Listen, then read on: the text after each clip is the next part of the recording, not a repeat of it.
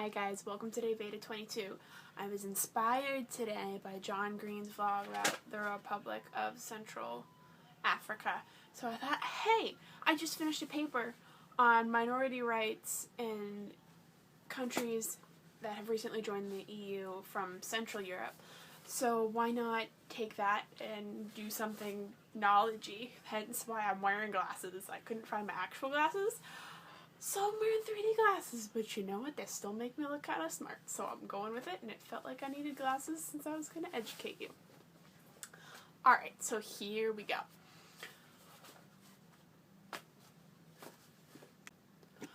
So when new countries want to enter the EU, there's all these criteria that they have to follow, and all these criteria they have to meet before they can officially become members. There's all kinds of economic and democratic criteria that have to be met, and if they don't meet them, then countries can't join, and sometimes countries are set on the edge of that for quite a long time before they ever actually get to join the EU. One of these qualifications is they have to have some sort of minority rights standards within their country. They can't just completely ignore what's going on with these other countries, or with what's going on with these minority groups of people within their state. They have to have some sort of representation, some kind of rights. And the thing that governs them is the Copenhagen criteria. I don't know if you guys can read this. I'm going to have to get fancy and flip it because I didn't think about it. You guys won't be able to read it. So, Copenhagen criteria. First, that the countries have to be in charge. Alright, so the first criteria is that they have to have their behavior towards minorities inside the framework set forth by the FCNM, which is the Federal Commission on National Minorities, and their behavior towards minorities has to set within the standards that that committee outlines. The second is they have to follow the Racial Equality Directive, which is kind of similar, but is a little bit different. And then third, there's a qualification just for the Roma population, because there's such a large group of minorities within the EU, and they're such a big problem in so many of the countries that they have a directive set forth just for them. As you can see by my lovely executed drawing, the EU people are kind of in a bubble. You got France, Germany, the UK, all the UK countries kind of all live in this little bubble here. And then all the other countries are outside, and in order for the countries outside to get into the EU bubble and get all the benefits from being in the EU, they have to hit their criteria.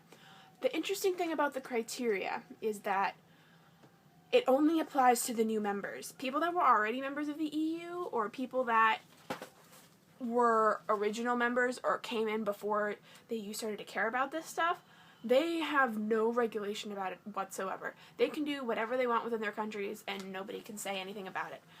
And that's a huge problem because there's a lot of discrimination going on within a lot of these countries. Germany is a huge example of this.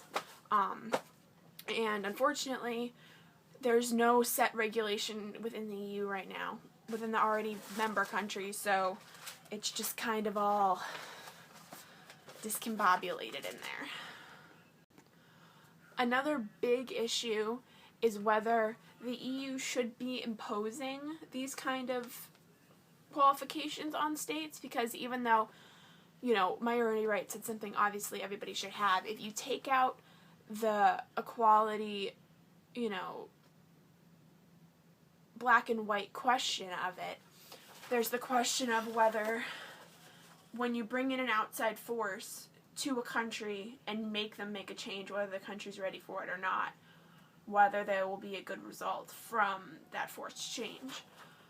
A couple of examples of this, two of the best country examples, especially in the field of minority equality and minority rights, are the Czech Republic and Hungary, because in Hungary they already had minority rights in place, like in country A here, before the EU came in. They started the country, and then they started to put some minority rights in place already, and then they decided to take their process to the EU and become EU members, they had to make some changes, but not on the minority rights scale. Or if they did, they were already on the pathway themselves, so they got membership and were okay, and they have pretty good track record with minority rights overall. But then you have countries like the Czech Republic, who didn't really have anything going on to start with.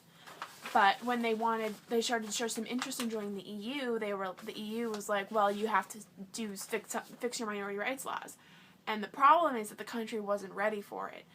They weren't developed enough. Well, not developed. Developed's not the right word. But they were so stuck in old ways from their communism and many other factors that they weren't ready to have to integrate all these minorities into their government, and they weren't trusting enough of the minorities not to take over their government, that even though they did put in minority rights after their EU membership, they were just kind of framework rights. They didn't really do anything. There wasn't any means of enforcement. There wasn't really any means of putting any meat behind these regulations. They were just kind of there. So then the big question is, what's better? Do you make these countries do it just so they can join the EU and get all the benefits? And obviously, minority rights, it's a good thing. Everyone should have them. Ethnic conflict is bad. But at the same time,